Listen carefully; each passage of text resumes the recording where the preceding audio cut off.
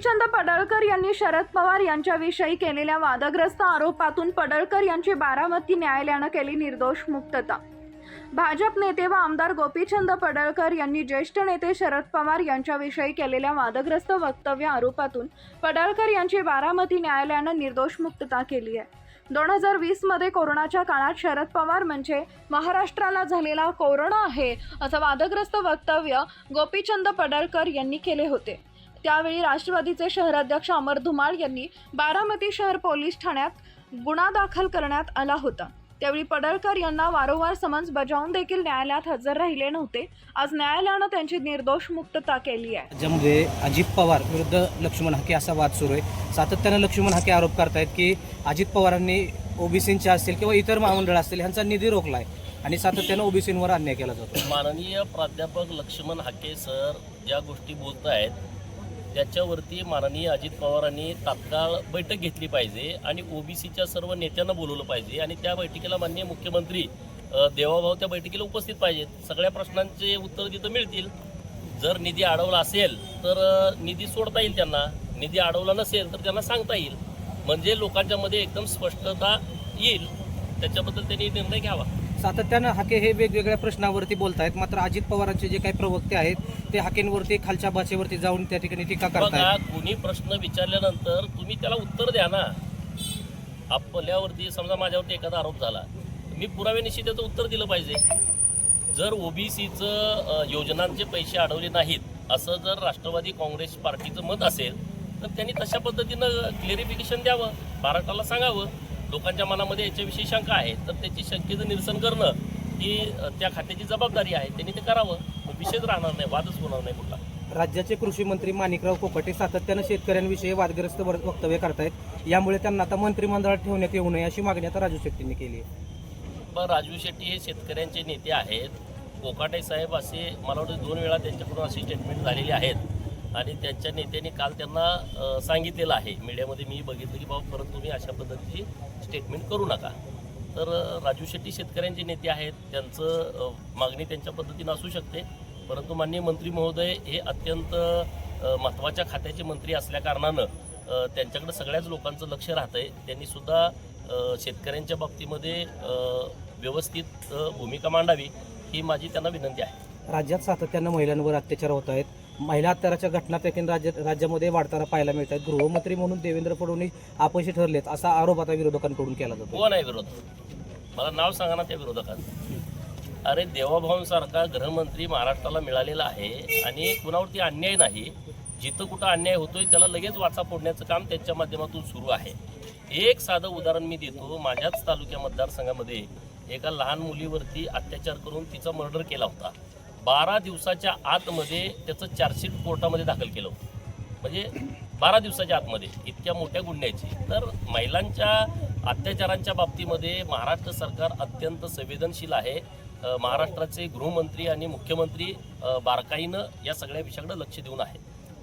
गेल्या अनेक दिवसांपासून संतोष देशमुखांचं जे हत्या प्रकरण आहे यातला एक आरोपी अद्याप फरार आहे। गृहमंत्री म्हणून देवेंद्र फडणवीस यामध्ये अपयशी ठरले असं वाटतंय तुम्हाला? अरे बघा, बाकीचे सगळे आरोपी त्यामध्ये अरेस्ट केलेले आहेत बऱ्यापैकी, आणि संतोष देशमुख सरपंचाच्या घरच्या लोकांचं स्टेटमेंट तुम्ही बघा की सरकारनं आम्हाला योग्य पद्धतीनं न्याय दिलेला आहे, या सगळ्या घटकांच्या वरती कारवाई केलेली आहे असं त्यांचं स्टेटमेंट आहे।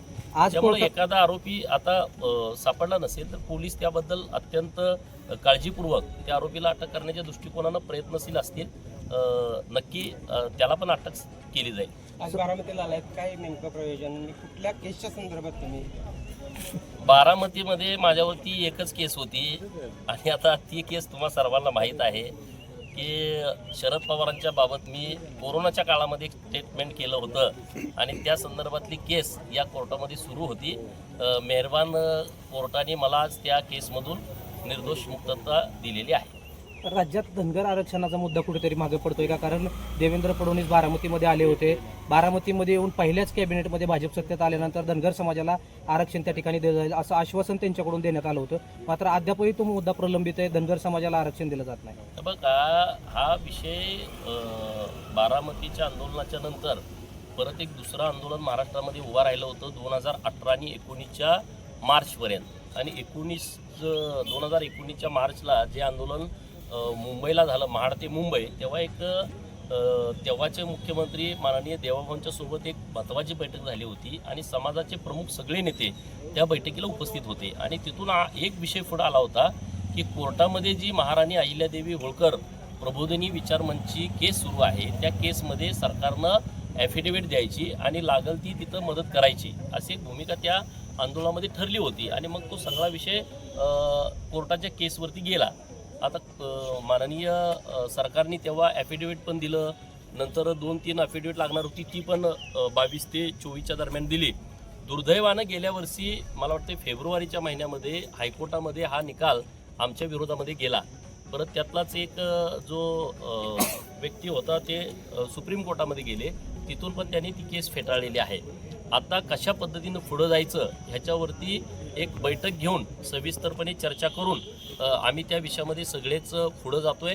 पुनर्विचार याचिका मुंबई हायकोर्टमध्ये दाखल करावी का असा एक विषय पुढं आलेला आहे. तर त्या पद्धतीनं आम्ही सगळे प्रयत्न करतोय. सरकारनं आम्हाला कोर्टाच्या केसमध्ये खूप मदत केली होती, परंतु तिथं आम्हाला अपयश आलेलं आहे. म्हणून मी परवा चौंडीच्या कार्यक्रमामध्ये सुद्धा राज्याचे मुख्यमंत्री महोदयांच्याकडे आम्ही विनंती केलेली आहे की धनगर समाजाच्या बाबतीमध्ये सरकारनं खूप निर्णय केलेले आहेत. मध्ये अहिल्यादेवींच्या जयंतीपासून असतील किंवा अहिल्यादेवींच्या नावानं वेगवेगळ्या योजना करण्यापासून असेल किंवा धनगर समाजाच्या मुलांना जे आदिवासींना ते धनगरांना असेल, असे अनेक योजना केलेल्या आहेत. परंतु लोकांची भावना ही आहे की बाबा आरक्षणाचा प्रश्न निकाला पाहिजे. तर ती पण भूमिका मी 31 तारखेच्या कार्यक्रमामध्ये माननीय मुख्यमंत्री महोदयांच्याकडे मांडलेली आहे. तर आम्ही नक्की तो विषय काय मागं आम्ही पडू देणार नाही. आम्ही सगळे धनगर समाजाचे कार्यकर्ते बसून हा विषय एकदा अजेंडा ठरवून आम्ही नक्की त्या विषयामध्ये पुढाकार घेऊ. तुम्ही चौंडीमध्ये झालेल्या कार्यक्रमामध्ये भाऊ उचलला होता, नेमकी काय भावना होती, कशामुळे तुम्ही त्या ठिकाणी भाऊ? नाही, मी जे माझी भूमिका त्या भाषणामध्ये मांडलेली आहे. चला, धन्यवाद. गोपीचंद पडळकर आज बारामतीमध्ये आले होते. कोर्टामध्ये नेमकी काय केस सुरू होती आणि काय नेमका निकाल कोर्टाने दिलाय?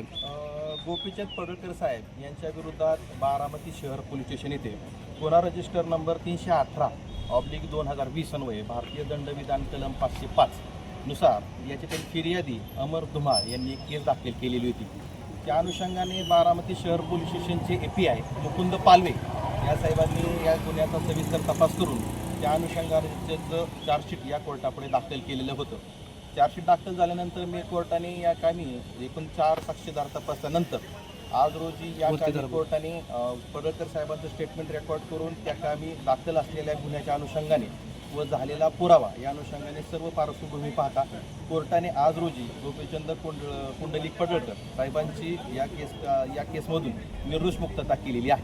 नेमकी निरीक्षण नोंदवले कोर्टानं. कोर्टाचं निरीक्षण नोंदवत असताना 502/505चं जे कलम आहे भारतीय दंडविधान कलम याच्यातील ज्या तरतुदी आहेत याच्यातील एखाद्या व्यक्तीने एखाद्या व्यक्तीबद्दल केलेलं विधान हे 505(2) खाली येत नसून जर का एखाद्या व्यक्तीने हे विधान कास्ट, कम्युनिटी, रिलिजन, पंथ, धर्म, संप्रदाय याच्याबद्दल जर ते असेल त्याच्याबद्दल तो गुन्हा दाखल केला जाऊ शकतो असं आमचं सुरुवातीपासून कोर्टाला म्हणणं सांगणं होतं.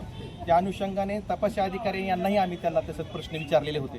तपासी अधिकाऱ्यांनी पण त्याच्यामध्ये त्यांच्या साक्षीमध्ये अशा पद्धतीने सांगितलं होतं की पडळकर साहेबांनी जे काही विधान केलेलं होतं त्या विधानाच्या अनुषंगाने कुठल्याही प्रकारची दंगल किंवा दोन धर्मांमध्ये जातीपंथामध्ये कुठल्याही प्रकारची या ठिकाणी अराजकता निर्माण झालेली नव्हती. हाच मुद्दा आम्ही कोर्टालाही त्या ठिकाणी सांगून दिलेला होता की साहेब 505(2) जे कलम आहे ते आमच्या विरोधात कसं लागू होऊ शकत नाही. जे विधान आहे ते व्यक्तिशः असेल, जे तथाकथित विधान होतं ते व्यक्तिशः होतं, ते की कुठल्याही समाजाला, धर्माला, पंथाला अनुसरून नव्हतं.